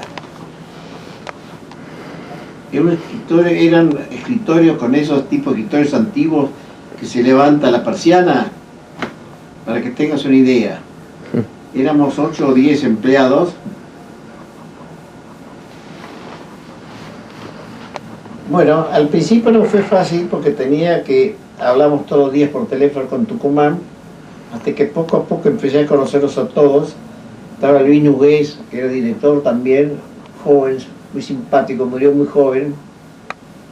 Jorge Nogués, que era bastante bravo, era un hombre muy difícil, a todo amenazaba con pleitos. Pero en fin, Máximo Nogués, que era director y era el gerente del Ingenio San Pablo, era un hombre extraordinario, un hombre muy bien. En Nogués, hermanos, me fue muy bien.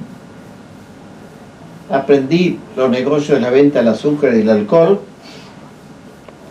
Y en ese interín se creó la Cámara de Alcoholes, que estaba con la Bolsa de Comercio de Buenos Aires.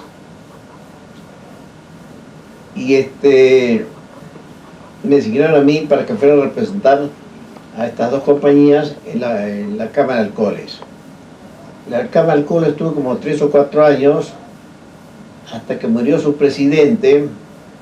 Y me acuerdo del ingeniero Arrieta, que era presidente, y el ingeniero Ledesma, con gran sorpresa mía, me propuso a mí como presidente, cuando habían otros señores mucho mayores que yo, representantes de otros ingenios. Bueno, en la Cámara de Alcoholes estuve 12 años, me fue muy bien. Paralelo con Ues, ¿no? Paralelo con Ues. Contábalo cuando fuiste a Tucumán, que viajabas en avión. Bueno, el primer viaje a Tucumán, íbamos en tren con Miguel Alfredo. Llegamos a Tucumán a la mañana y salíamos a las 8 de la noche de Buenos Aires y llegamos a las 8 de la mañana a Tucumán. Las sábanas, que eran blancas, estaban negras de la tierra que entraba por la ventana. Hasta que aparecieron los primeros DC-3, los aviones. Entonces con Miguel Alfredo un día resolvimos ir en avión a Tucumán.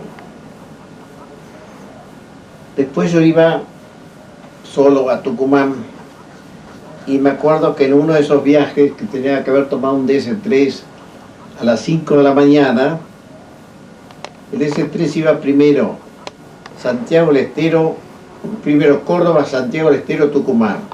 Pero había otro más rápido que evitaba la parada por Santiago del Estero.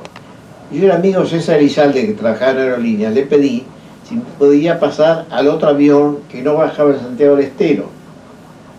5 minutos antes de salir, yo me había hecho amigo de una familia, de un matrimonio con 2 chicas y otro señor más, porque los aviones no salían a horario y estuvimos con 1 hora y media esperando. En el momento que subí al avión me dice: señor Frías, usted sale en el otro avión. Entonces no voy con estos señores, no, va directamente en el otro avión. Salí del avión, era una noche toda oscura, y en esa época se veían los fogonazos que salían del avión, y el avión se movía bastante. Llegamos a Córdoba a las 7 de la mañana, y al rato veo un movimiento extraordinario de camillas, de enfermeros, de médicos. Y pregunta: ¿qué pasa? No ha pasado nada. Hasta que al final supe la verdad.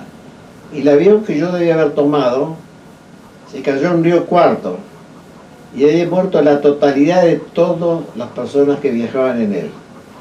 De manera que si yo hubiera viajado en el avión que me tocaba a mí, a esta hora ya no contaba el cuento. A todo esto disparé para ir a Córdoba para poder hablar por teléfono a Elena para decirle que yo me había salvado. Al final conseguí hablar por teléfono al escritorio y hablé con la secretaria y le dije: avise mamá, avise a casa que yo estoy bien, que sigo viaje a Tucumán. Seguí viaje a Tucumán. En el Ingenio ya sabían el asunto, porque esto se conoció en todo el mundo, en todo Buenos Aires, la tragedia del avión de aerolíneas, y que yo había muerto en el avión. Y llego al Ingenio, por supuesto, antes me iba a esperar un auto del Ingenio, esta vez no había ninguno, tomé un taxi, y llego al Ingenio a las 3 de la tarde, cuando estaban toda la familia reunidos, porque era el día que se festejaba el Día del Ingenio. Y estaban como 40 personas almorzando en la casa del Ingenio, y dije yo que aparentemente debe estar muerto, aparecí como resucitado. Algunos creían que yo había resucitado. Bueno, fue un día que lo recuerdo siempre porque gracias a Dios volví a resucitar. Después empezamos a mejorar, viajamos en DC4 y en DC6, íbamos continuamente al ingenio, y yo vivía en la casa del ingenio que está a unos 30 kilómetros de Tucumán, y los sábados y domingos íbamos con Max Nugués y con Chela Frías, Helguera, que era la mujer de Máximo Nugués, íbamos a Villa Nugués, que era donde estaban las casas de la familia, los Nugués, que era un lugar precioso, a más o menos 1500 metros de altura sobre Tucumán, muy fresco y muy lindo. De Tucumán tengo un recuerdo muy grato, y dice muy amigote de todos los directores, hasta que... ¿Ellos murieron todos ya, boludo? Ellos han muerto todos. Miguel Alfredo Nugués fue el que murió Último. murió último hace 2 o 3 años, a quien yo le acompañé bastante. Capallo Nugués murió también acá en Buenos Aires, éramos muy amigos, y me invitó varias veces que fuéramos con él a Punta del Este, en el auto de él. Él era viudo. Y Jorge Nugués murió en Tucumán, y Max Nugués murió en Tucumán, y Luis Nugués. De todos los Nugués de esa época, del gerente, el ingenio, todos ellos, ya no queda nadie más. ¿A Nugués le iba muy bien en esa época? Bueno, en esa época andábamos muy bien, y partíamos viviendo en efectivo. Y yo les propuse que cotizáramos acciones en la bolsa. A Jorge Nugués es como le hubiera hablado mal de la madre. Pero ¿cómo vamos a cotizar las acciones de Nugués en la bolsa? Vea, señor, usted está recibiendo un 20% en efectivo. Si usted cotiza las acciones en la bolsa, esas acciones van a valer 200 pesos fácilmente, o 300. Y su dividendo del 20% se le va a transformar en un 60%. Discutimos mucho y al final se aprobó. Y las acciones de Nugués y San Pablo se cotizaron hasta hace poco.